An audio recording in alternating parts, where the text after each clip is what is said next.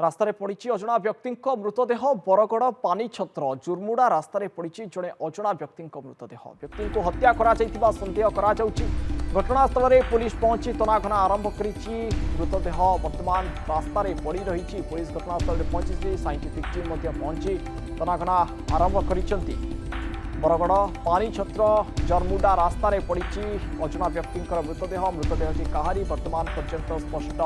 हो पारि नाही। तेज पुलिस घटनास्थल में पहुंची तदंत आरंभ कर प्रथमतः परिचय जाना चेष्टा करुच्ची व्यक्ति जनक किए व्यक्ति को हत्या करा वर्तमान सन्देह करा जहाँ प्राथमिक अवस्थार चित्र देखि अनुमान करा व्यक्ति को कई जने दुर्बृत्त हत्या करिछि। रास्तार अजणा व्यक्ति मृतदेह वर्तमान ठाब होइछि एक्सक्लूसिव चित्र आपण देखिपे लोक से स्थान में वर्तमान सका रुंड होती पुलिस घटनास्थल में पहुंची अधिक तदंत वर्तमान आरंभ करिछि। बड़गड़ पानी छत्र जुर्मुडा रास्तार जड़े अजणा व्यक्ति मृतदेह ठाब होता सका किसी स्थानीय लोक देखा पाई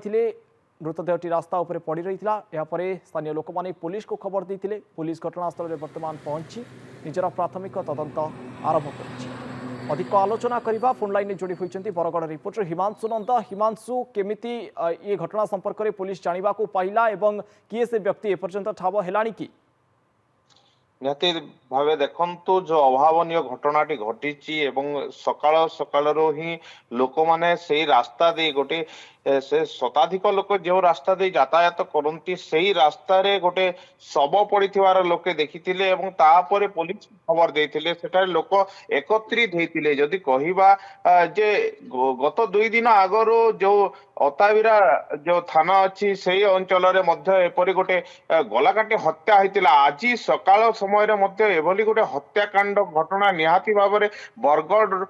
रे गोटे चर्चार विषय पलटि किभली परिस्थिति सृष्टि है कारण जो युवक जनक पड़ी से जमुडा अंचल बोली चर्चा होती तेरे सठिक भाव में पुलिस तार माने डिटेक्ट करि पारि नहीं वर्तमान पर्यंत एवं तदंत जारी रखी तेरे ए हत्याकांड भियाइला किए एवं केउ भली परिस्थिति रे रास्ता उपरे जहा कि जदि से माने से मरी जाइछन्ति ताहले किभली परिस्थिति रे तांकर माने मृतदेह सेठी रहिला के तांको मारिकी आनिकी सेठी पकई देला ना सही स्थान रे तांको हत्या करा गला ना आउ अन्य कोनोसी कारण रहिछि। कारण एही प्रत्येक घटनार परदा उठाइबा पय पुलिस एबे छानबीन जारी रखिछि। तेबे जो ओभर ब्रिज रहिछि ओभर ब्रिज र ठीक तले ए सबटी पड़िछि एवं जहा कि अनुमान करा जाउछि जे पारिपार्श्विक परिस्थिति रो जेतेबेले सकाळ समय रे तो एपरि कांड किए भेई नथिबे होई पारे मध्यरात्रि रे हेते पारे ठीक पाहांतार होइते पारे एही परि परिस्थिति रे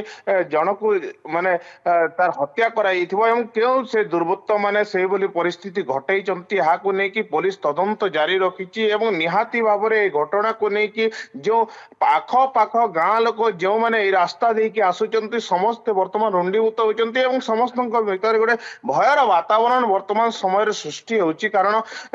माने एभली परिस्थिति जहा कि रास्ता ऊपर गोटे भयर वातावरण सृष्टि होइछि पुलिस पहुंची अधिक तदंत आरंभ करिछि। तेबे किए से व्यक्ति वर्तमान पर्यंत स्पष्ट होई पारि नाही। तेबे जेतेबेले तदंत आगो को बढ़िबो निश्चित भावे हत्याकारी किए एवं व्यक्ति जनकर परिचय कोन यह स्पष्ट होइबो बोली आशा करूछु। बहुत बहुत धन्यवाद हिमांशु अधिक आलोचना पाई।